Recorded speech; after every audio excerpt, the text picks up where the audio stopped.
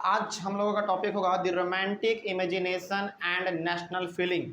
और इस टॉपिक में हम लोग थोड़ा बहुत रोमांटिक चीज़ों के बारे में पढ़ने वाले हैं, है ना। थोड़ा बहुत रोमांटिक चीज़ों के बारे में हम लोग पढ़ेंगे। अच्छा, इसके पहले वाले क्लासों में हम लोगों ने जो कुछ पढ़ा है, क्या उसमें कोई डाउट था आप लोगों को? नहीं ना। मेनली पिछले क्लास में हम लोगों ने ये पढ़ा था कि किस प्रकार से कंजर्वेटिव अपने आइडिया को फैला रहा था, लेकिन साथ ही साथ उसको दबाने का कोशिश कौन करता रहा लगातार? कौन? सेक्रेट सोसाइटी के लोग, है ना, लिबरल लोग। यानी कि उसको अधिकार तो अपना चाहिए था। इसीलिए तो इसीलिए तो हमारा यूरोप में रेवोल्यूशन हो रहा था, है ना। चलिए, तो यहाँ तक तो आप बहुत कुछ जान गए हैं। आज का हमारा टॉपिक होगा the romantic imagination and national feeling. Romantic imagination का मतलब क्या हुआ? मतलब कि कुछ इस प्रकार का, जैसे देखिए, अब ना थोड़ा बहुत आप यहाँ पे ये कह सकते हैं कि यूरोप का जो नेशनलिज्म है, यानी कि वहाँ पे जिस प्रकार से आज़ादी आया, फ्रीडम आया, है ना, डेमोक्रेसी वहाँ पे आया, वो बहुत लंबा समय था। और उस लंबे समय में सैनिक लोग हो या फिर कोई भी हो, है ना, थोड़ा बहुत अब पक गए थे वो लोग, युद्ध करते करते, प्रोटेस्ट करते करते।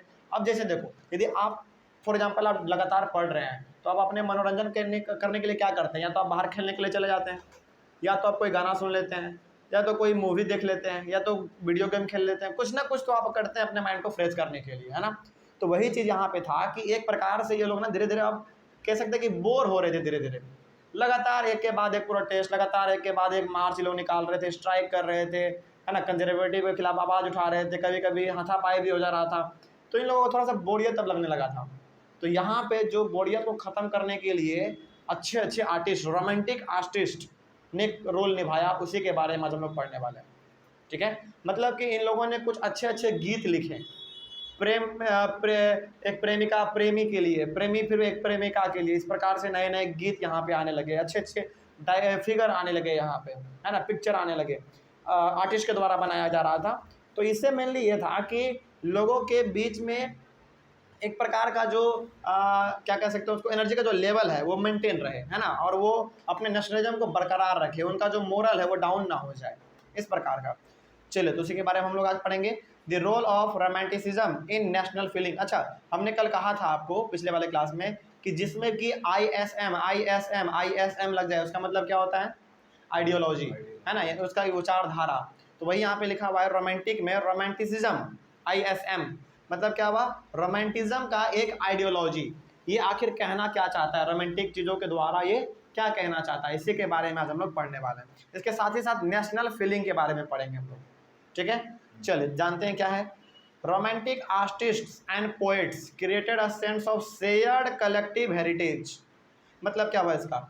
इसका मतलब ये हो गया कि जो रोमांटिक आर्टिस्ट थे, जैसे हमारे भारत यानी कि हमारे भारतीय साहित्य में, हिंदी में हो या चाहे इंग्लिश में हो, ऐसे बहुत सारे आर्टिस्ट हैं, ऐसे बहुत सारे पोएट हैं जो कि नेचर के बारे में अपना कविता लिखते हैं। कोई ऐसे होते हैं जो कि ब्यूटी के बारे में लिखते हैं, कोई ऐसे होते हैं जो कि लव के बारे में केवल लिखते हैं, है ना। उसी प्रकार से यहाँ पे यूरोप में ऐसे बहुत अलग अलग प्रकार के रोमांटिक आर्टिस्ट थे, पोएट थे, है ना, जो कि अपने अपने चीज़ों को वो लिख रहे थे, ना। पोएट है तो कविता अपना लिखेगा, आर्टिस्ट है तो कोई अच्छा सा पिक्चर बना देगा। इस प्रकार का वो लगातार अपने कामों को कर रहे थे। क्यों कर रहे थे? टू क्रिएट, इसलिए अ सेंस ऑफ हेरिटेज, यानी कि कलेक्टिव हेरिटेज, इसलिए कर रहे थे क्योंकि लोगों के बीच में एक कलेक्टिव मैसेज जाए। जैसे एग्जांपल मैं आपको बताता हूँ, इसका सबसे अच्छा एग्जांपल, क्या यदि गाना बनता है तो क्या गाना केवल किसी खास समुदाय के लिए बनता है क्या? नहीं, उसको तो कोई भी सुन सकता है ना, कोई भी सुन सकता है उसको। तो वही यहाँ पे लिखा हुआ है, कलेक्टिव हेरिटेज, हर कोई इसको अपना सकता है, इस प्रकार का है ना। जैसे कोई मूवी बनता है तो मूवी ऐसा नहीं है कि केवल कोई एक खास रिलीजन ही या फिर कोई खास समुदाय ही देखता है, नहीं, हर कोई बैठ के उसको देखता है ना। हेरिटेज का मतलब हो गया कि देखिए, हेरिटेज का मतलब तो खैर अलग अलग चीज़ भी होता है, लेकिन हिस्ट्री में आप यहाँ पे ये समझ लीजिए कि तरीके से उनको बढ़ावा देना, है ना। जो कि आप कह सकते हैं पुराने गीत हैं या फिर जो फिगर हैं, उनके मदद से लोगों को बताना कि भाई देखो, इस प्रकार का आपके सामने है, इसको आप देखिए, एंजॉय कीजिए, और आप दोबारा आप अपने स्ट्रगल में लग जाइए, है ना, इस प्रकार का। हालांकि हेरिटेज का मतलब अलग अलग फील्ड में अलग अलग होता है ना, लेकिन हिस्ट्री में इसका मतलब थोड़ा सा इस प्रकार से है। आगे बढ़ते हैं फिर। तो ये हो गया हमारा अ कॉमन कल्चरल पास्ट। इसके साथ ही साथ जो पोएट थे, जो आर्टिस्ट थे, ये क्या बताना चाह रहे थे? कल्चरल पास्ट के बारे में, मतलब कि जो आपने छोड़ दिया है ना, उसको आप दोबारा फॉलो कीजिए। जैसे आज भी हमारे यहाँ भारत में ऐसे बहुत सारे लोग हैं जो कि 90s के गाने को सुनते हैं। क्यों सुनते हैं? क्योंकि उसमें एक भाव है, एक फीलिंग है उसमें। लोग उसको सुनते हैं तो उनको लगता है कि यार एक समय में ऐसा भी था, है ना। उसी प्रकार से ये लोग क्या कर रहे हैं, अपने पास्ट को लोगों के सामने लाना चाह रहे हैं। देखिए आपके पास पहले ऐसा गीत था, अब तो ऐसा गीत नहीं है, इसको सुनिए, अपने आप को मोटिवेट कीजिए इस प्रकार से। As the basis of a nation. और ये सब कुछ किसके लिए किया जा रहा था? नेशन के लिए तो किया जा रहा था, है ना, ताकि हमारा यूरोप जो है वो, यूरोप के देश अलग अलग जो भी हैं उसके अंदर वो आज़ाद हो जाएं, डेमोक्रेसी को हासिल कर ले। तो कहीं ना कहीं हम लोग यहाँ पे ये कह सकते हैं कि आज़ादी दिलवाने में यूरोप के अलग अलग हिस्सों को आज़ादी दिलवाने के लिए रोमांटिक पोएट हो गए, फिर से आर्टिस्ट हो गए, उन सभी ने बहुत अच्छा रोल अपना प्ले किया था, है ना, ताकि लोगों को ये बता रहे थे कि भाई देखो तुम्हारा ये भी गीत है, इसको भी तुम गाओ, है ना। चलिए आगे बढ़ते हैं। Romantics German philosopher John Gottfried हर्डर एक रोमांटिक जर्मन फिलोसफर थे, यानी कि एक रोमांटिक आप कह सकते हैं इनको, फिलोसफर कह लीजिए, जर्मनी का था ये, है ना। एक रोमांटिक आदमी था ये, थोड़ा सा अच्छा चीज़ों के बारे में ये लिखता था, अच्छे गीतों के बारे में लिखा करता होगा। इसका नाम था John Gottfried Herder. Claimed that true German culture was to be discovered among the common people दास वॉल्क। इसका मतलब क्या हुआ? अब इसका मतलब समझते हैं थोड़ा सा हम लोग। देखिए यहाँ पे लिखा हुआ है, John Gottfried Herder claimed that true German culture was to be discovered among the common people दास वॉल्क। मतलब कि ये कह रहे थे, जो जर्मन के जो ये फिलोसफर थे, ये कह रहे थे कि जर्मन का जो असली कल्चर है ना, यानी कि असली जो उसका फेस्टिवल मनाने का तरीका होगा, जो उसका डांस करने का तरीका होगा, जो गाना गाने का तरीका होगा, कल्चर का मतलब तो ये सब होता है, कपड़ा पहनना, किस प्रकार का खाना कैसा खाना है, फेस्टिवल कैसा मनाना है ना, ये कल्चर हो गया हमारा। तो जॉन गॉटफ्राइड का ये कहना था कि जो असली कल्चर है जर्मन का, जो असली कल्चर है वो किस में छुपा हुआ है? जर्मन के कॉमन पीपल में छुपा हुआ, कॉमन पीपल में छुपा हुआ, यानी कि जो कि पहले से जर्मनी के हैं, है ना। क्योंकि देखिए जो आदमी पुराना होता है ना, उसको वहाँ की चीज़ों के बारे में मालूम होता है।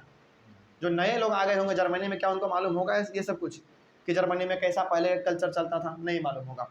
लेकिन उसी कॉमन पीपल को क्या कहा गया यहाँ पे? दास वॉल्क कहा गया। कोई डाउट इसमें? चलिए, तो ये जॉन गॉटफ्राइड का कहना था कि असली जो कल्चर छुपा हुआ है वो जर्मनी के कॉमन पीपल में छुपा हुआ है, जो कि बहुत पहले से यहाँ पे रह रहे हैं। आगे, John Gottfried Herder wanted to create a true spirit of nationalism through folk songs, folk poetry and folk dances. तो जॉन गॉटफ्राइड क्या करना चाहते थे? जर्मनी के लोगों के अंदर एक एकदम स्पिरिट ऑफ नेशनलिज्म फैलाना चाहते थे, लेकिन नेशनलिज्म का एक ऐसा भाव फैलाना चाहते थे जो कि कभी खत्म ही ना हो। यानी कि उनके दिल में कहीं ना कहीं इस प्रकार से आप कह सकते हैं कि उसके दिल में एक नेशनलिज्म का भाव, अपने देश को लेकर देश प्रेम का भावना जो इस प्रकार से वो बढ़ाना चाहते थे कि कभी उसके दिल से देश का भावना खत्म ही ना हो, इस प्रकार का। और वो भी किसके थ्रू वो करना चाहते थे? फोक सॉन्ग हो गया, फोक पोएट्री हो गया, फोक डांस हो गया, यानी कि पुराने चीज़ों के बारे में वो याद दिलाना चाह रहे। पुराने डांस कैसे थे जर्मनी में, पुराने गाने कैसे थे, पुराने पोइट्री कैसे थे, इन सब चीज़ों को वो सामने ला रहे हैं और लोगों को बता रहे हैं कि भाई देखो आज के दौर में अब आप अपने आप को बहुत बदल लिए हैं, ऐसा हमारा जर्मनी पहले नहीं था, समझ रहे हैं, पहले कुछ और था, तो इसको आप फॉलो कीजिए, है ना। जैसे देखिए कोई चीज़ ऐसा हो जो कि बहुत पुराना हो, वो हमारे दिल के बहुत करीब होता है ना।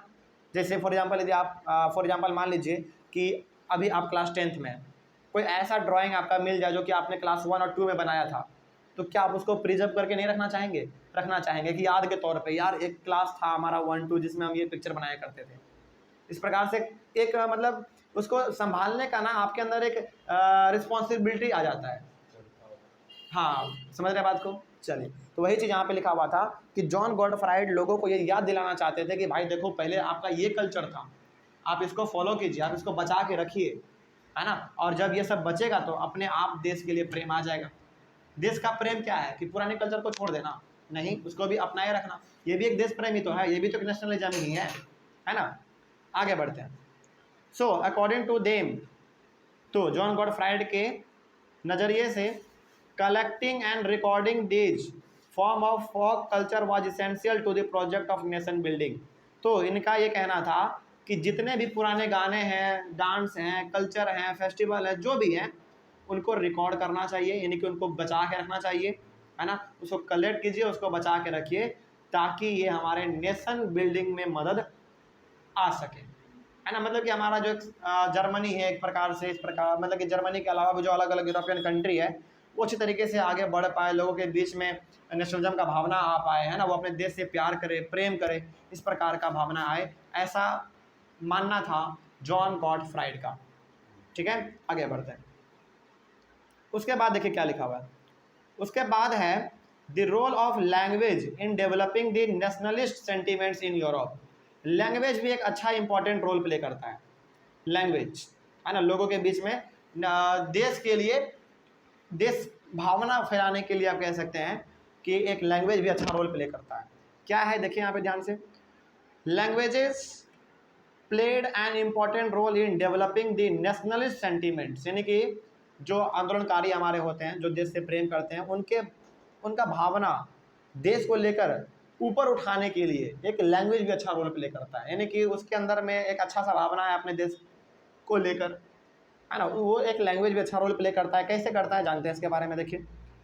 व्हेन रसिया ऑक्यूपाइड पोलैंड, जब रसिया ने पोलैंड पे कब्जा कर लिया तो the Polish language was band, Polish language को बैन कर दिया गया, क्योंकि ऑब्वियस ही बात है पोलैंड पे कब्जा किया गया किसके द्वारा, रसिया के द्वारा, तो रशियन लैंग्वेज वहाँ पे चलेगा, ठीक ना। तो the Polish language was band and it was replaced by the Russian language, वहाँ पे रसिया का लैंग्वेज आ गया। ठीक है, आगे Polish was used for church gathering and all religious instruction. लेकिन सुनिए जरा ध्यान से, यहीं पे आपको समझ में आएगा कि किस प्रकार से लैंग्वेज एक इंपॉर्टेंट रोल प्ले करता है लोगों के भावनाओं को ऊपर उठाने में। कैसे प्ले करता है देखिए, रसिया ने जब पोलैंड पे कब्जा किया तो पोलैंड लैंग्वेज को बैन कर दिया गया, लेकिन कंप्लीटली नहीं।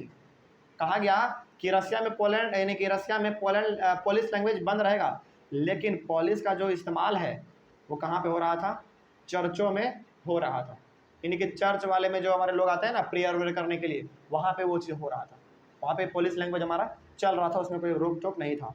लेकिन आगे देखते हैं और क्या था। As a result a large number of priests and bishops were put in jail or sent to Siberia by the Russian authorities as punishment for their refusal to preach in Russia। अब देखिए मतलब क्या हुआ इसका मतलब ये हो गया कि चर्च में जो पोलिश लैंग्वेज चलता था, उस पोलिश लैंग्वेज के चलने के कारण रशियन गवर्नमेंट ने क्या किया, जितने भी पुजारी लोग थे मंदिर में उन सभी को जेल में डाल दिया, वो भी कहाँ पे, साइबेरिया में। ऐसा उनको नहीं करना चाहिए था। देखो ये एक मतलब कि आप कह सकते हैं ना कि फॉर एग्जांपल मान लीजिए कि आपने पोलैंड पे कब्जा किया, लेकिन वहाँ के लोगों के लिए भी पोलिश लैंग्वेज चलना चाहिए था, है ना, ताकि लोगों के बीच में थोड़ा सा ज़्यादा और भावना आ सकता था। समझ आ रहा बात, चलिए। लेकिन ऐसा रसिया वालों ने नहीं करने दिया, कहा कि अब हमारा कंट्रोल हो चुका पोलैंड पे, तो पोलिश लैंग्वेज को बंद किया जाए, है ना। लेकिन जबरन धीरे धीरे हमारा चल रहा था थोड़ा सा चर्च में, उसको भी बंद कर दिया गया, जितने भी पुजारी थे उन सभी को जेल में डाल दिया गया पनिशमेंट के तौर पे। The use of Polish came to be seen as a symbol of the struggle against Russian dominance. लेकिन पोलिश लैंग्वेज जो बैन किया गया था उसको एक तरीके से ना सिंबल के तौर पे देखा जाने लगा कि जब पोलैंड पे कब्जा किया रसिया वालों ने तो उसको ख़त्म कर दिया गया पोलिश लैंग्वेज को, है ना। ये तो एक स्ट्रगल के तौर पे तो देखा गया इसको।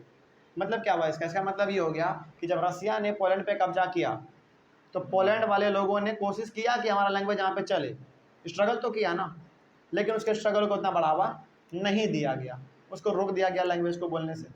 तो ये हो गया हमारा। चलिए, तो यहाँ पे आपने ये समझ लिया कि किस प्रकार से रसिया के लोगों के लिए इम्पॉर्टेंट था पोलिश लैंग्वेज को रोकने के लिए, है ना, रोक दिया उन्होंने, पूरी तरीके से उसको बैन कर दिया। यहाँ तक में कोई डाउट? चलिए आगे बढ़ते हैं। फिर उसके बाद फिर हम लोग पढ़ेंगे hunger, hardship and popular revolt के बारे में। ये भी एक बहुत इंपॉर्टेंट टॉपिक है, इसके बारे में हम लोग अपने अगले वाले क्लास में डिस्कस करेंगे। तब तक के लिए thank you very much and have a nice day.